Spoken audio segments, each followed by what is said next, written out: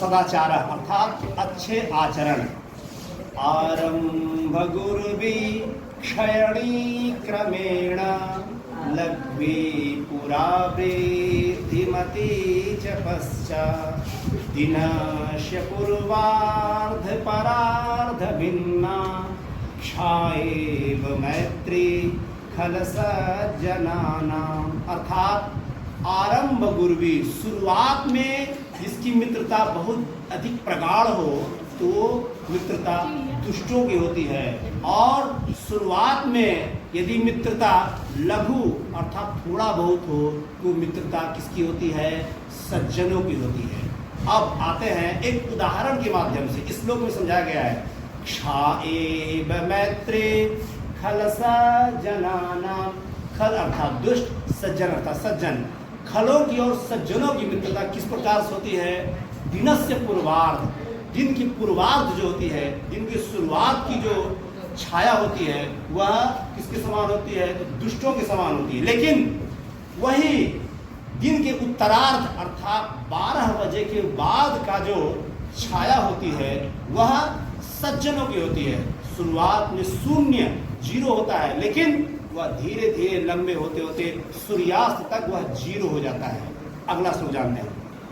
दाने न पाणिर न तो कंगनेन स्नानेन शुद्धिर न तो चंदनेन मानेन तृप्तिर न तो भोजनेन ज्ञानेन मुक्तिर न तो मंडनेन। पानी अर्थात हाथ, हाथ की सुंदरता किसमें है? दान देने में है। और स्नान से शुद्धि होती है, न कि चंदन लगाने से।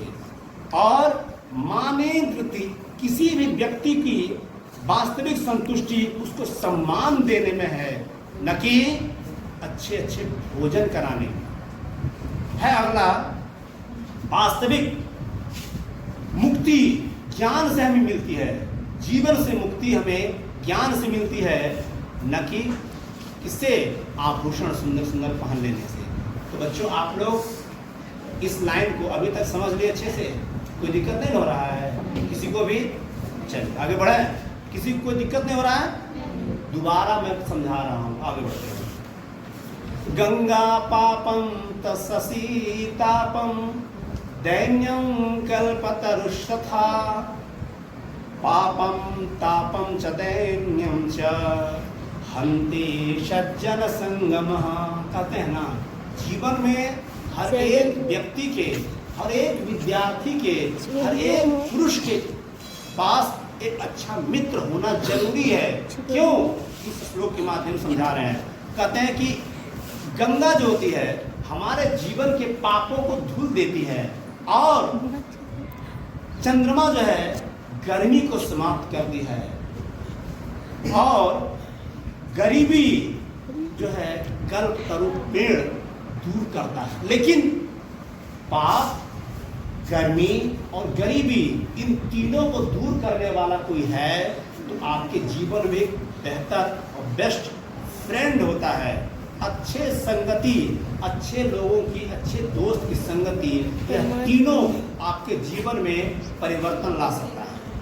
अगला है मनसा निश्चितम कार्यम वाचा नैव प्रकाशयेत् मंत्रवद रक्षयेत् गूढ़म कार्ये चापि नियोजयेत्। कहते हैं किसी भी व्यक्ति को अपने जीवन में यदि लक्ष्य तक जाना है, लक्ष्य तक पहुंचना है, तो उसे क्या करना चाहिए? अपने जो आपका जो टारगेट है उसे हमेशा मन में रखना चाहिए और किसी से शेयर नहीं करना चाहिए, बल्कि और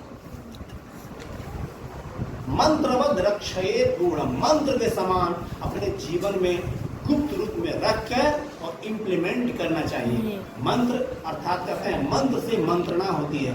मंत्र जो होता है बहुत ही गोपनीय होता है, उसे किसी से शेयर नहीं करना चाहिए।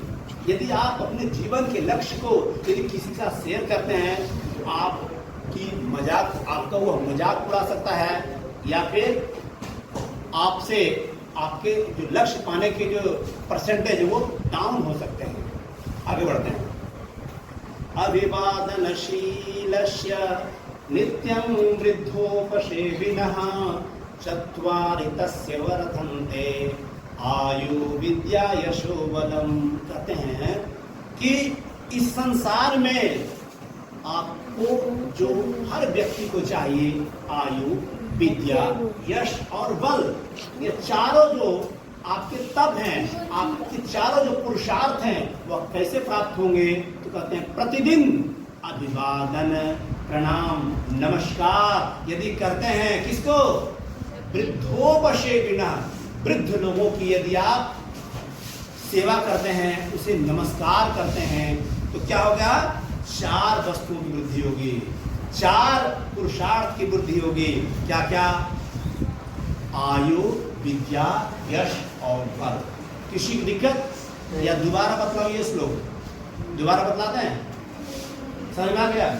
चलिए सभी लोग आगे मैं बोलूंगा, सभी पीछे दोहराए, ठीक? संसार कट वृक्षस्य वे फले यत् अमृतोपमे, द्वे फले हि अमृतोपमे, संसार कट वृक्षस्य द्वे फले ह्यमृतोपमे,